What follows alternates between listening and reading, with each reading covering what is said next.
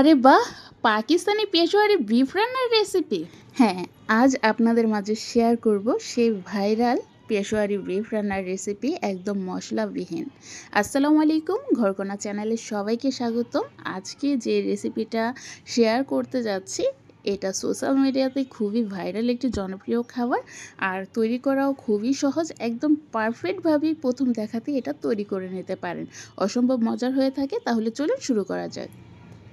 তো এই তো এখানে প্রায় 1 কেজির মতো আমি মাংস নিয়ে নিয়েছি, আর হাড়সহ নিয়েছি। আর মাংসর পিসগুলো একটু বড় বড় হয়ে থাকে এই পেশোয়ারি বিফ রান্নায়, আর এটা অনেকটা সফট হওয়ার কারণে খেতে ভালো লাগে।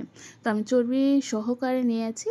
এখন চলে গেলাম চুলায়। তো বড় একটি কড়াই বসিয়ে দিলাম, তার মধ্যে অল্প পরিমাণ দিয়ে দিলাম সয়াবিন তেল আর একটা পেঁয়াজ কুচি, আর দিয়ে দিলাম আদা কুচি। পেঁয়াজটা বেশি দিব না, তাহলে গ্রেভি বেশি হয়ে যাবে, খেতে ভালো লাগবে না। এই পেশোয়ারি রান্নাটায় গ্রেভি কম থাকে আর পাতলা পাতলা ঝোল হওয়ার কারণে খেতে ভালো লাগে। তো এই তো আমি 2 মিনিটের মতো একটু পেঁয়াজটা ভেজে তারপর দিয়ে দিলাম ধুয়ে রাখা গরুর মাংস। আর এখানে আমি 1.5 চামচের মতো লবণ ইউজ করেছি, একদম পারফেক্ট ছিল। তো এখন আমি মাংসটা উল্টিয়ে পাল্টিয়ে এটা মিক্স করে নিচ্ছি।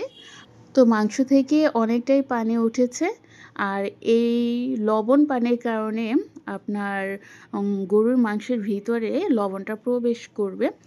আর এখানে দিয়ে দিলাম আমি প্রায় 6টার মতো আস্ত আলু। এটা হচ্ছে মাঝারি সাইজের। যদি একদম বড় সাইজের হয় তাহলে মাঝখান দিয়ে 2 টুকরো করে দিয়ে দিবেন। যেহেতু মাঝারি সাইজের আলু তাই আমি আর টুকরো করিনি। এখানে আমি 3টা বড় বড় সাইজের টমেটো ইউজ করেছি। আর এখানে দিয়ে দিলাম 3টা আস্ত পেঁয়াজ।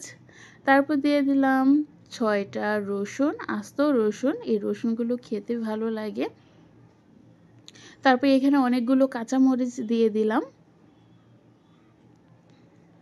আর একটা গাজর আমি পুরোটা কেটে বড় বড় পিস করে দিয়ে দিয়েছি। আর এখানে যাবে হচ্ছে গোলমরিচ। গোলমরিচটা একটু বাড়িয়ে দিতে হবে। তারপর এখানে আমি 3 চামচের মতো ঘিটা দিয়ে দিয়েছি, যার কারণে ফ্লেভারটা আরও দারুণ আসে। আর এখানে একদম বলক আনা ফুটন্ত গরম পানি দিয়ে দিতে হবে, তাহলে মাংসটা বেশি সফট হবে। তো এই তো আমি গরম পানিটা দিয়ে দিলাম।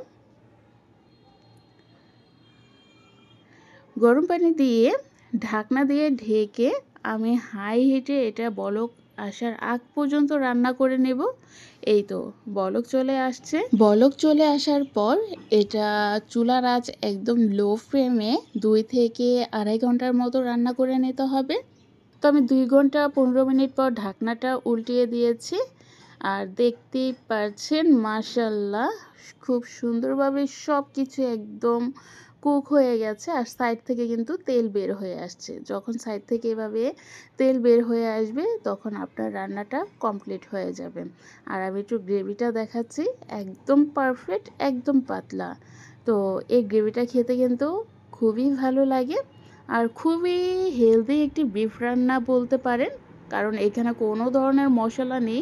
মশলা ছাড়াই যে এত সুন্দরভাবে একটা সুন্দর রান্না করা যায় এটা কল্পনার বাইরে ছিল। আমার ফার্স্ট টাইম এই রেসিপিটা তৈরি করা, আর খেতে কি বলবো, এক কথায় অসাধারণ লেভেলের। তো আমি প্রতিটা জিনিস চেক করে করে দেখাচ্ছি, একদম পারফেক্ট, সব কিছু একদম সেদ্ধ হয়ে গেছে।